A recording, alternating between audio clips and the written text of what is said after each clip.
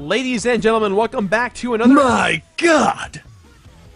It's time for DLC! Wow.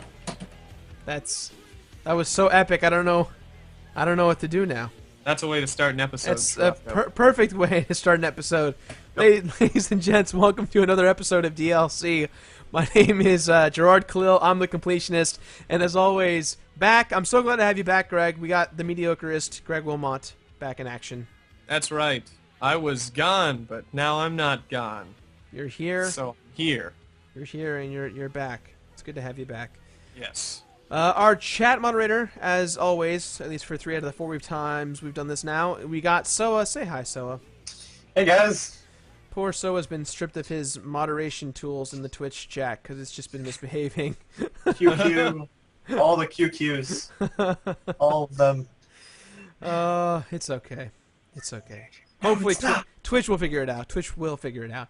But in any case, guys, before we begin, quick little thing in case you haven't figured it out by now. This episode, as well as all episodes of DLC, are brought to you in part by K-Zombie Radio. They are partnering with us so that you guys can actually hear this on iTunes and Stitcher and all those other indie audio, radio, podcast type things you can download stuff to. But our topic for today is... And remember, when it is on the zombie thing, it's translated into zombie too, so you're just going to hear a bunch of grunts and brains. Exactly. And that you actually need like you need a zombie app to figure that one out. So anyways, the topic today is film adaptations of video games / film tie-in video games. This actually is super important to me because for those of you guys who don't know a little about me, is I went to school for film, and I love video games. I love movies, 2 of my favorite passions, and one of my goals in life has been to one day bring these 2 things together and make something that's fantastical. But there's been a plague among us in the Hollywood community, and that's that they're creating these video game adaptations of film adaptations of video games. I speak so well today. I'm good. Your teacher teached you to spoke gooder than you used to. My teacher. Yeah, I think the main problem is there's quite a few disappointments in the world of video game film adaptations. Oh yes, let's talk. It's very hard to bridge that gap. Let's go back in time. Let's get in the time machine. And I know everyone was like this when I was younger, but let's talk about one of the first, for those of you guys who don't know, I'm going to link dump below in the description, but for all of you guys in the chat... I think I know where we're going with this. Are we talking about Mario Brothers right now? That's exactly what we're talking about. For those of you guys who don't know, that is a list of games right there that we're going to be going over and talking about in terms of the progression of film games, game things. So our first one that we can talk about, which I think all of us have seen, is the abomination known as Super Mario Brothers, released May 28th of 1993. Man, Greg, we must have been, what, 5 years old, 6 years old when this movie came out? Yeah, I remember watching it when I was a kid, and my brother and I, we played a lot of Game Boy Super Mario, and we really loved it. And then we watched the movie, and we were like, what the hell is this? What is... I think I saw this with... Why is Yoshi... What? That's Yoshi? I didn't know... This is Jurassic Park Yoshi Edition? I had no idea. What is all the goop? Why is there so much goo? It's like... and also, apparently, Mario's last name is Mario. So there's Mario and Luigi Mario. That never made any sense to me. There's actually a pretty in-depth documentary behind-the-scenes thing and articles all about the process of Super Mario Brothers and how it was just like a huge disaster from the get-go, just working with it and getting it in production-wise. And like the writer and director of the film were like a man and wife couple that just ruined the movie. Well, I don't know if they ruined the movie. Ruin the game. But I think the movie was probably just doomed to begin with because it's such a departure. Yeah. And there's really nothing in the film that makes you go, yeah. this is Super Mario Brothers, other than a few of the names. Yeah. Mini spoiler, if you guys are going to go see The Amazing Spider-Man, when you watch that, I want you to think about Super Mario Brothers towards the end of the movie. Just think, you'll instantly know what I'm talking about when you get towards the end of it. It was just a few years ago that they made the first Spider-Man. Too soon, too soon. It was about 11, 12 years ago. It's pretty... See, side trip with that. I think, in my opinion, that they did such a fantastic job with the first Spider-Man film with Tobey Maguire and Willem Dafoe. I mean, come on, how can you make that better? To be fair, after seeing it, I have to say Andrew Garfield and Emma Stone are really great on screen together. They bring so much to what this romance could be, but other than that, everything else is just like, we've heard it before. So let's move down this list, Greg, as we have. Hope you guys have opened it up. Double Dragon came out next, which I remember playing that game a lot. You got a 0% of Rotten Tomatoes, a flat-out 0. I never saw this film. I think something that we can address, I'm looking at the list now, is most of these films didn't even make what their budget was. Oh, yes. I think a fantastic one here is Postal, which was released in July of 2007. Its budget was $15 million, and it grossed $146,000. Well, let's do a little quick side note right here real quickly. The reason why Postal did so poorly is that it's actually a reason why most video game adaptations went down south. It's because of a director named Uwe Boll. This gentleman right here is responsible for a lot of games that you actually see on this list. For instance, these are all of the game adaptations that he's done. House of the Dead, Alone in the Dark 2, Blood Rain 2, Blood Rain 3, In the Name of the King, a Dungeon Siege Tale, Postal, and Far Cry. Those are just some of the video games that he's done, video game films. And all of them didn't do very well. All of them failed.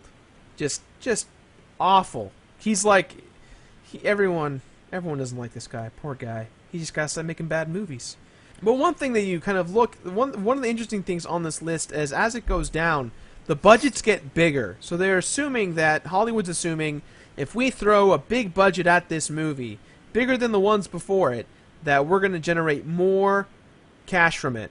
Because it's to be well done, if you want to call it that. Well, the interesting thing is, two of the biggest budgets, they're the ones that gross the most. Yeah. And probably the reason why their budget was so big is because they had big-name actors. So the first one is Lara Croft, which, as we all know, what's-her-face is in it. I suddenly forgot her name. Angelina Jolie. So most of the $115 million budget was because of her. But then that film grossed $274 million, probably because of her as well. Mm-hmm. Because people wanted to see the boobies. and then the next one that has the biggest is Prince of Persia, which the budget was $200 million. And because of Jake Gyllenhaal, that was in 2010, so he was super huge actor man at the time. And then that grossed $335 million. So those are some of the most successful ones. We've got some in-betweens to talk about. We got some in-betweens there. For instance, the Mortal Kombat franchise, surprisingly successful for how it was back in the day. Now, in 1995, its budget was $18 million, the first movie, and it grossed $122 million. That's pretty successful considering the backgrounds of what went into that film. The Street Fighter film that we all saw. With Jean-Claude Van Damme as Colonel Guile, which was it was hilarious. Well, I mean, we were there when the I guess I'll say it, and we can bleep it out. The storm about Mortal Kombat coming out as a game, and just how everybody was up in arms about how violent this video game was. So it was the talk of the town. It was in the news everywhere. So then when a movie came out about that game that was so controversial, I think that's where a lot of their money came from. Yeah. Then when they made their second one, they didn't really make all that much more. Yeah, the budget was bigger, but it didn't generate enough of a response. What's interesting is that I'm trying to find the rating on the game or on this movie. I don't see like a PG or a R rating because immediately when a film adaptation, It's probably PG-13. yeah, it had to have been because immediately when the studios put a PG-13 ranking on a video game film, you really limit your audience. With Resident Evil being the only real exception to that. So let's see what else we got here. Final Fantasy: The Spirits Within. I saw this and I hated every minute of it. I remember when it came out, and I thought it was the coolest thing in the world because it was. Correct me if I'm wrong. I think it was the first feature-length CGI film. One of the first ones, at least, and it looked fantastic. Oh yeah, I it- remember watching it after playing Final Fantasy games and being like, "Why'd you call this Final Fantasy?"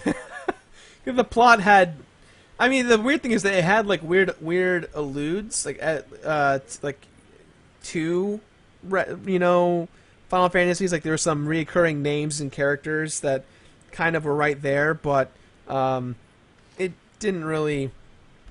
It was whatever. I just thought it looked really amazing. Yes, yes.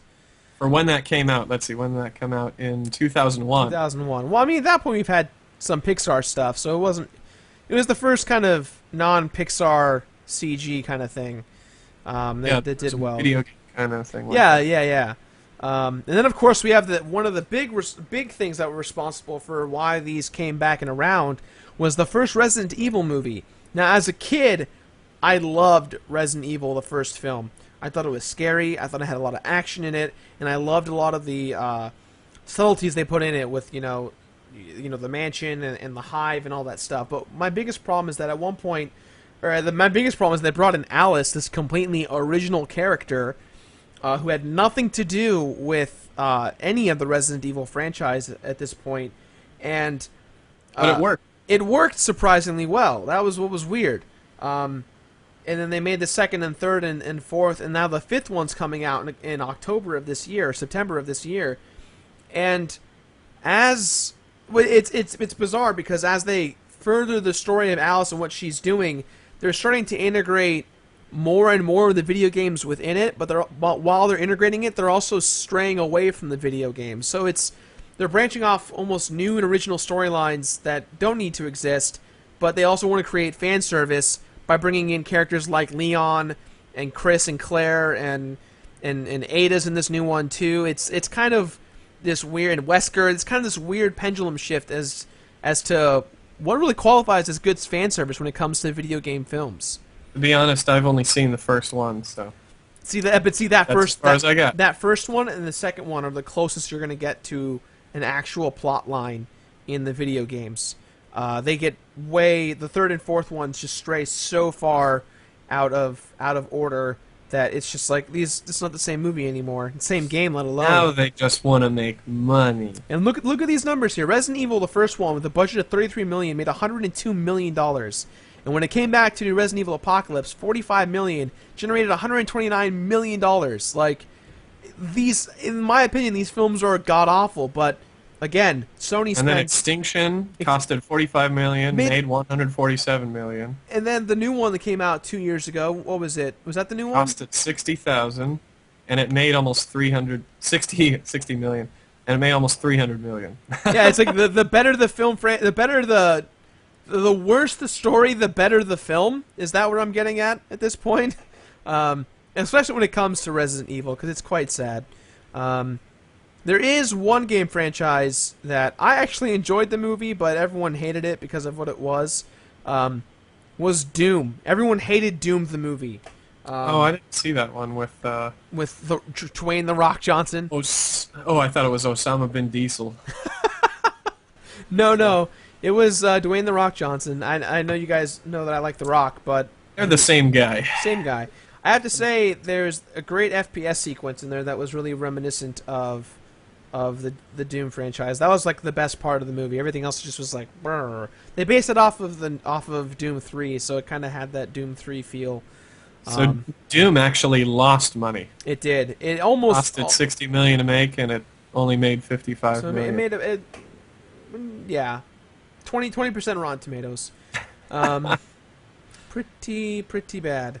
Yeah, that's pretty much all the Rotten Tomato scores for these. The highest one is Uh, Final Fantasy, Final actually, Fantasy is the highest one at 43%. That's because it was so different from anything else that was out at the time. yeah, Is what I'm assuming why it yeah. got such. Well, what's interesting too is that if you look up a little higher, there have been so many the cartoon slash CGI films that these companies release themselves always do millions times better. Like Final Fantasy Advent Children, Final Fantasy VII Advent Children was a great piece of artwork to look at. Resident Evil Degeneration was again another great piece of work to look at. Just kind of when they decided to go down to that, CG. CG cartoon route. Pokemon the movie, Street Fighter 2 the animated movie. Those did relatively well. Obviously because it fit more with the style of the games and more with the audience. Yeah, I'm looking at the Box Office Mojo generation charts. This is also more numbers for you guys who are interested in what we're looking at, so you can be a part of the experience. Just be a part of it. Again, that's in the description below. The #1 movie of all time was Lara Croft, followed by Prince of Persia, and Pokemon the first movie, surprisingly enough, was a big hit. Did you see that one in theaters? I did. I remember when it came out, it was pretty crazy, but unfortunately at the time I was no longer into Pokemans. That movie was my last like real thing in mainstream Pokemon. I didn't see that's kind of when I stopped, both in the games and in the cartoon experience. I probably stopped like a year to 6 months before. So before we move on to the universe, I want to talk about 3 film adaptations that make me sad because I had such high hopes. In fact, I had friends that dragged me to the theater because I refused to see them. Because, one fun fact about me, my goal in life was, like, as a kid until now, I wanted to make these movies a real thing. I was, like, set, when I was a kid, I had made little dumb, like, dumb little poster cards and frames of, like, shots that I wanted to make out of these movies. And the biggest disappointment for me was Max Payne. Oh, man, Marky Mark and the abomination of what that movie was. Surprisingly enough, it didn't do too bad. Let me see this list. Where's this list at? Where I can't see. It's number 11. Number 11. Number 11 in this list. It did really well. It was an actual success. $35 million was its budget, and it grossed $85 million. Not bad for a film adaptation. They must have been really happy. They alluded to a sequel, and the cool thing is that the atmosphere of Max Payne was actually believable. It actually was really solid. The acting was horrible. The casting was horrible. The script was horrible. The plot wasn't that far off to the movie, but they really focused on this whole drug ordeal of, like, Valkyries, this drug that slows down time, and you see angel wings and this kind of stuff. And that is kind of what they allude to in the game. Very bizarre approach as to going into it. And there was the funny thing about it is that Max Payne was revolutionary at the time because of bullet time. At the time The Matrix came out. And so when we had a game that mirrored what The Matrix was doing, with slowing down time and diving and shooting enemies, that was something we all really loved because The Matrix had been out, and we were like, "Oh, I want to do it. I want to do it that we do in The Matrix." And there's only Enter the Matrix. That was a good game. Yeah, that came out a few years after Max Payne did. And that game was really fun too. But that one thing was that there's only one shot in that movie where it's like bullet time slow motion. And it's not even that courageous because it's just Marky Mark slowly leaning back with the gun and shooting in slow motion. It was pretty depressing. That's number 1 on my list. Number 2 was Resident Evil. I really wanted to make a Resident Evil movie that captured the atmosphere of the mansion, because the mansion was where it was at. And the whole Hive thing, it was okay, but it was too far removed from the mansion for me. And the number 3 had to have been Prince of Persia. Jake Gyllenhaal, no disrespect, bro, but I don't know what was going on there. I just want to bring up real quick, I was seeing some chat about Scott Pilgrim, which wasn't a video game adaptation or anything. Yes. But it did blend in the video game aspects really well. Like, that was such a nostalgic movie watching it. Just, how many years ago was that? Just like a couple of years ago now or something? About 2-3 years ago. And just hearing all the video game sounds, I think that they did an amazing job. Even though that, I think, was a flop, too. It was a flop, but it was a flop for all of the wrong reasons. Scott Pilgrim did poorly because of Universal not knowing how to promote it. They didn't know how to advertise the movie. They didn't know, like, they didn't place it at a good time because they put it right between. It released the exact same weekend as The Expendables and as Eat, Pray, Love, which is like fantastic. You've now divided the male demographic to go see Expendables, and the female demographic that would be slightly related is now going to Eat, Pray, Love. And so now the only thing you can see is, Scott Pilgrim in between. And all of us who saw it loved it. I saw it all the time. I saw it 11 times in theaters. Greg and I got our DVD signed and poster signed by the cast of Scott Pilgrim. That's how you do a video game film. How they did it. That's how you do it. That's why I loved it. It fused it so well together. So let's touch on the opposite and video game adaptations from films. Okay. So with the sigh of disgust. All right. So there are some games out there. Okay. There's the best one, which is Harry Potter and the Chamber of Secrets for the Game Boy Advance. Doesn't get any better than that, Greg. That's the. I hate that game. I really hate that game. I'm right there with you. There's something with video games. Can't stand it. Film companies thinking that. That's the weird thing, is that film companies know that their games will sell well. They know that, if they make a movie for a game for Toy Story 3, it's going to sell. And most of them were crap, too, because they were just to, make money off of what the film was. Yeah, I mean, there's not really the only game I could ever think that was very good in regards to, like, a tie-in had to have been GoldenEye 007, which is kind of a weird balance, because that game was really focused on multiplayer, and that game became famous because of the multiplayer. Right. Yes. It was very iconic, and they even tried to rehash it in recent weeks, and it just didn't really bring it out.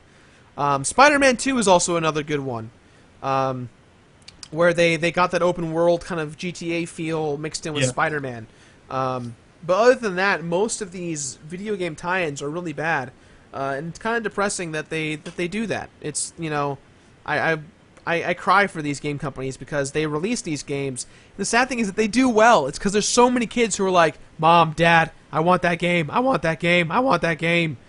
And they'll get it. And that's it works. There's a good point. Kingdom Hearts, bringing in the movie characters from Disney.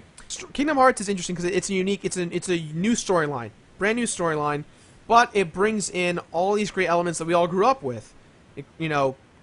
King Mickey, Donald and Goofy, Aladdin, all those things. And that's why that worked, because it was an original concept that integrated existing franchises and properties, including Final Fantasy franchise, which was kind of weird. When we were younger, we had companies such as Capcom and Disney Interactive that really focused on creating great original property or existing properties. Aladdin for the Genesis, Aladdin for the Super Nintendo. Two different games, really awesome. Even things like, what was it, Mickey's Magical Quest. That was phenomenal. Lion King. Even the Toy Story game for the Super Nintendo. There was something that was really fantastical about those games because they were developed by game companies that had, a pre-existing reputation for these games. I reviewed Goof Troop. That was a phenomenal game. I really enjoyed it. It was a good game. But nowadays you have games like... Good video, too. Yeah, it was.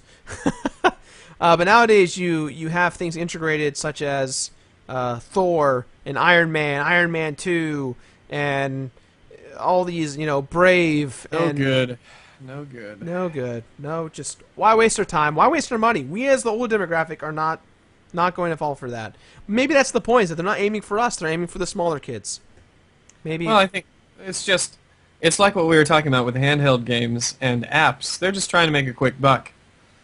Yeah. Because a lot of those, they seem so thrown together. They do. And they have the potential to be great. Yeah. That's the sad thing, is that you play these games and you're like, I almost want to like this game. I almost want to. The problem is the formula is they make a game that matches exactly what the movie is. So you're playing the plot of the movie within a game. So if you haven't seen the movie but you want to buy it, it's like you're going to ruin the game for yourself, the movie for yourself if you do that.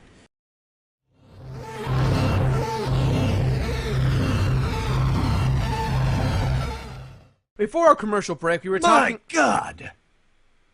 It's time to take questions from the audience. That's exactly what we're gonna do. Before the commercial break, we were talking about video game and film adaptations and film/game tie-ins to franchises. Before we take some calls, actually no, we'll take care of it after we take some calls. We're gonna go ahead and hear from some I was audience. about to put the glasses back on and say, "My God, it's not time for questions yet." It still works. But here I'll Go for My it. God, it's still time for questions. It's still time for questions. It's still time. It's still time. So All right. we're gonna go. We're gonna go ahead and take some phone calls from our audience, and our first audience member up on the chop block, if you will, is Avery. Avery, how you doing today? I'm doing pretty good. So Avery, tell us, what is your opinion on film adaptations for video games and or film tie-in to video games? Well, yeah, for the most part, they are not doing it correctly. There are some movies that will give you hope that they will do good. And about The Prince of Persia, for example, I watched the movie first and then played the game afterwards. And I really liked both, and I was able to separate them so that they didn't affect how much I liked the other one, for example. Mm-hmm. Really, the one movie that really got it better more than any other one was the original Pokemon movie. As a kid, that was something else, especially when Ash actually died. Oh, that's right, he did in that movie. Yeah, he died, and then all the Pokemon's tears brought him back to life. Oh, that's Oh, right. what? Remember, that was in the first movie. No, I told you I never saw it, buddy. Oh. Never saw it. Man, Well, Pokemon had some deep themes. well, Of course, they've become crap. Greg, That series has gone too far. Greg, you've had 12 years to see that movie. You've had Oh, 12 no, years. I don't care. Anyways, go on. And also, They're crap it's not just the video games that get bad movie adaptations. For an example, probably one of the most recent examples was the Avatar: The Last Airbender movie.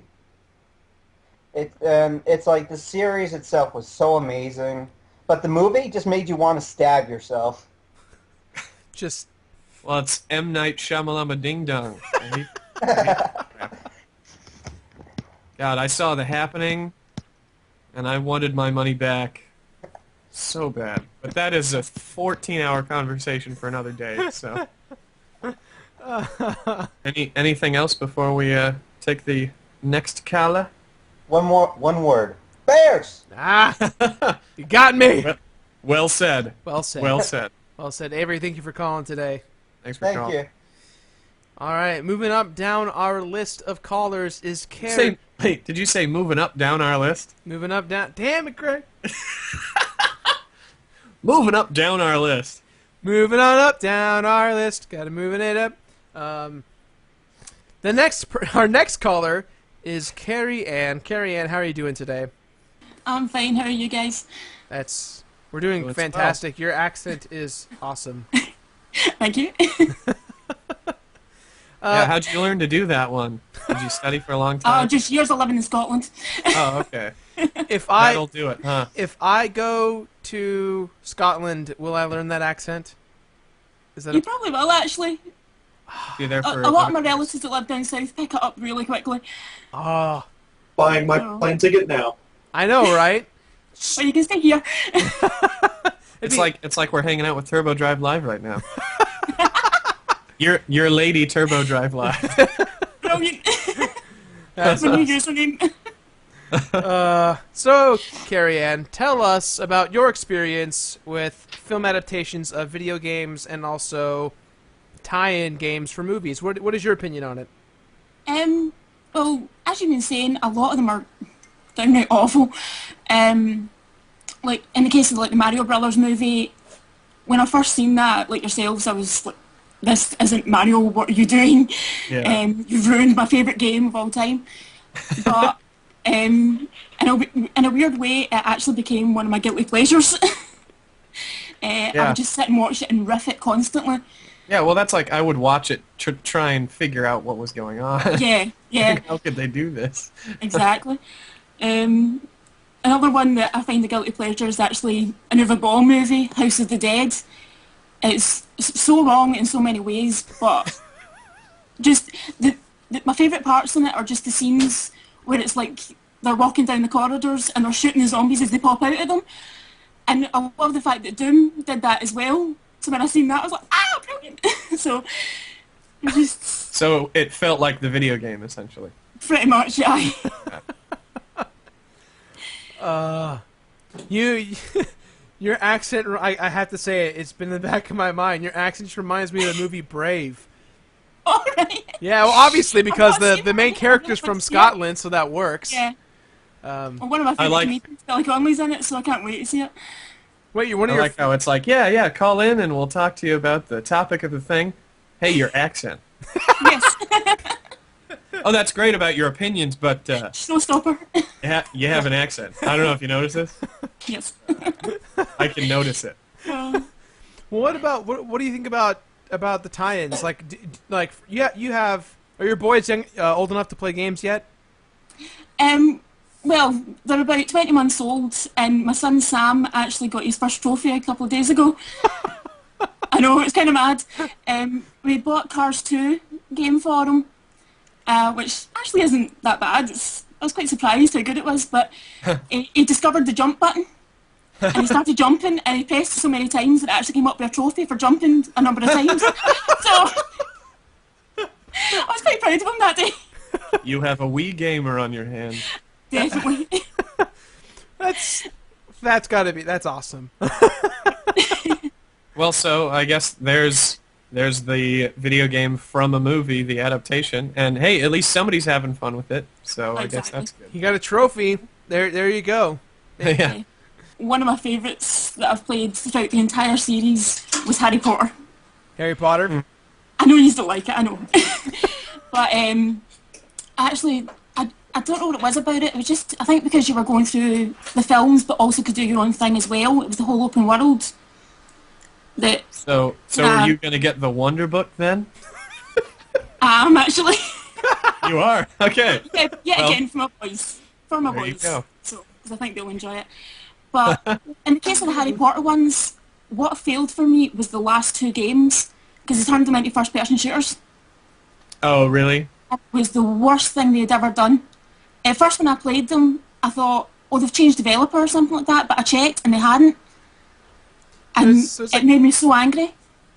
First person, like you're casting the wand from. Yeah, you basically see the hand on the screen with the wand, and all you're going is zap, zap, zap. It is the worst thing ever. It just Well, makes it that's so like- generic. So many games these days. I mean, first-person shooters make so much money. So I know. that's really where they were going with. Strangely, I think those games flopped. Well, in the UK anyway. Well, that's the unfortunate truth is that they're not making games anymore for us. They're making games for the money. Exactly. It's, So, Yeah. Which And is to a whole think other that- conversation there. yeah. I mean, to think of all the games that were out at the beginning, like, not at the beginning, but like years ago on the NES and everything, like the ones that Capcom made, for example, like Goof Troop, DuckTales, or even Chippendale Rescue Rangers, which was my favourite of all time. It just, seeing what they're making nowadays, it's like an insult to those games. Right, yeah, those ones were a hell of a lot of fun. Even Goof Troop's like 20 minutes long, but it's 20 minutes of awesome. Exactly. Yeah. I had more fun playing Goof Troop than I think any other like mainstream like 3D game I played in a while when I reviewed it. Yeah. It just was so much fun. In fact, I think the last game, like movie tie-in game that I played several times in a row, was Lion King. Oh wow. I actually played that about 5 times in a row because I enjoyed it so much and got through it so quickly. You mean for the Genesis or Super Nintendo? Genesis. Oh my god, I hate the giraffe heads. And Oh no! Oh, they were so annoying. Yeah. and Worst level in the game. and even just the Game. perfect jump in between. The double jump! That double jump is Oh. so hard! Oh, I know. No, my fiance Alright. just brought up a good point as well. What was it again, sir? Super Empire Strikes Back. Super Empire Strikes Back. Yeah, Super Star It's not one Wars. I've Yeah. played myself, but he loves it. They're so good. They're Yeah. so good. See, there was a time where movie tie-ins were great games at some Yeah. point, you know? And then at those times, like video game, the expectations weren't nearly as big as they are now. They weren't like Yeah. huge blockbuster things where they had midnight releases and all that stuff. Yeah. There's a lot more weight put on them. I guess that's true, but that doesn't mean you can't create a simplistic game that's so fun from, those existing properties. Well, they've probably spent too much time on making it look good, so it's not any fun to play. I guess that's true. So, Carrie Ann, thank you for speaking with us today. Are there any last problem. thoughts you have before we move on? Really just one other film that I was thinking about was actually Dante's Inferno, the animated. Ooh, Dante's Inferno. I loved the game and I loved the film because I played the game first. And it was my fiance that seen the movie one day and just snapped it up. Loved every minute of it. Now, when you say Dante's Inferno, do you mean like the animated Dante's Inferno that they Yeah. did? Yeah. That was excellent. I liked the way it was set up like the Animatrix as well, with just the different animators. Oh, yes. Beatrice! That was my fiance, I don't know what she shouted. That was awesome. That was awesome. Nice. He tends to do that. Well, thanks for talking to us. Yeah, thanks for calling in, Carrie Ann. No problem, thank you. All the chortles. So many chortles. And our last caller to talk to us today is Zach. Zach, how you doing today? I'm good. How about you guys? Doing pretty swellerific, as Greg would say. Doing great. All right. So take it away. What are your thoughts on film adaptations of video games and vice versa? Well, I mean, most of the games that got actually adapted into feature-length movies have been kind of crappy, to be honest. But one of the things that actually got me really excited a couple years back was that 15-minute live-action Halo trailer. I freaked out when I saw that because it looked so cool. It got me really excited. I thought the movie was actually happening. And as of pulling now, your leg. as of now, it's dead, and I'm saddened by that. I think why it's such a letdown sometimes is because a video game usually takes many, many hours to beat. So you're emotionally invested in this game, if it's a good game, for X amount of time, and then you walk into the theater, and then you have really no more than 2 hours to blow away your expectations from that game that you put so much time into. So I can understand how it would be a difficult transition to film. And I also think I heard somewhere they're actually in the works of making a full feature Mass Effect movie. But I think the problem with that, and I know Ubisoft ran into this with Assassin's Creed as a movie, was the game developers and the guys who actually wrote the story want full creative control.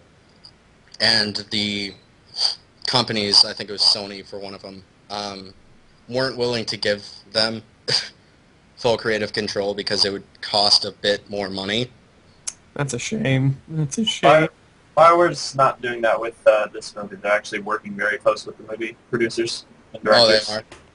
Yeah. What company is producing the Mass Effect film? I think it's, what was it, the Legendary Yeah. Pictures? Legendary Pictures? I think that's it, yeah. Yeah, I think so. And then Holly Conrad's helping with costume design, too. So that's Oh, pretty cool. interesting. I'm hoping they don't really mess that up because it's a series that I'm so emotionally invested into because the games were so incredibly well written that if they mess up the movie, I'm sure there's going to be riots. Yeah, well, I think that's the problem is I have nothing to base this off of, but I can just assume that a lot of the people who either wrote these films or adapted the screenplay from the video games really had nothing to do with the production of the video game itself. I don't know if that's actually true, but it seems an awful lot like that because especially with Super Mario Brothers, they couldn't have had anything to do with the game. I mean, come on. I've got a feeling Miyamoto wasn't on the set during the making of that movie. Yeah. I kind of want to go watch it now. Zach, do you have any last thoughts before we let you go? Not really. I think that's it. Awesome. Well, Zach, thank you for calling in today. Thanks Thank you for having me. Yeah, of course.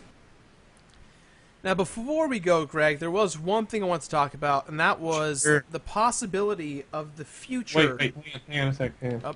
You have one more thought before we go? One more thought, Greg. All right, that's it. Go ahead. Okay, cool. Just wanted to make sure. Yep, we're good. Take it away.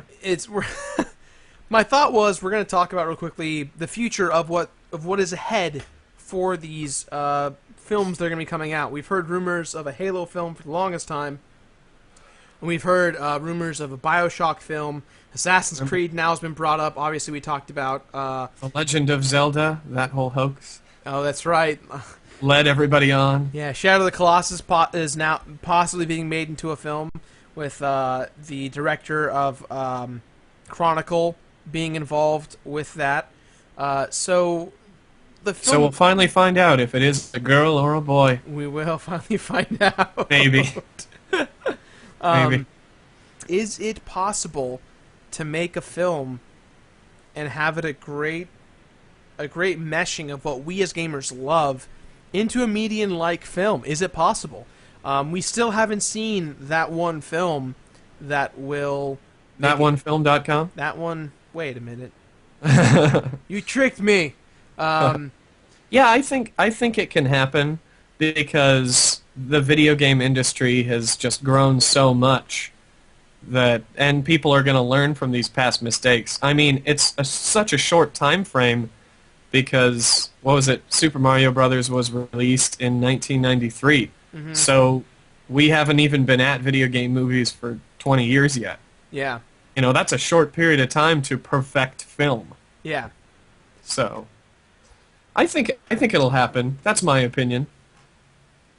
I think it can happen too. I just think it's a matter of dealing with particular roadblocks, companies holding up contracts, not wanting to work with one another, really understanding what name should be attached to who, and I think that Hollywood's going to stop it from happening, and I think that the rise of the indie films from gamers and fans are really working. You know, things like the Mortal Kombat franchise has now been rebooted and being made into a film in partnership with Machinima. Things like the Portal fan-made film. There's a lot of films out there that are being recreated from the ground up because these game companies refuse to let them, move on with it. So maybe through indie films we can move on. So, yep. All right, guys. Well, that's all the time we have for today here on another episode of DLC. As always, leave your thoughts in the comments below. For you guys in the chat right now, you can go ahead and start talking to us. We'll hang out a little bit for a little Q&A action. And please follow us on Twitter. Follow us on Facebook. I'm at JK Completes It. Greg over here is McSquaresville. And obviously I got Tumblr as well. Thank you very much to all... I still don't even know what a Tumblr is. I don't know, but we're going to figure it out soon, Greg. I'm almost ready. Maybe in a couple of years. In a couple of years we'll figure it out. Soa, thank you so much for being our chat moderator. Appreciate your time. Yeah, no problem, man. Yeah. Well, thanks to all the guests, too. Thank you all the guests for hanging out. And I think that's it. Greg, anything else you want to add? Hang on. Okay. Hold.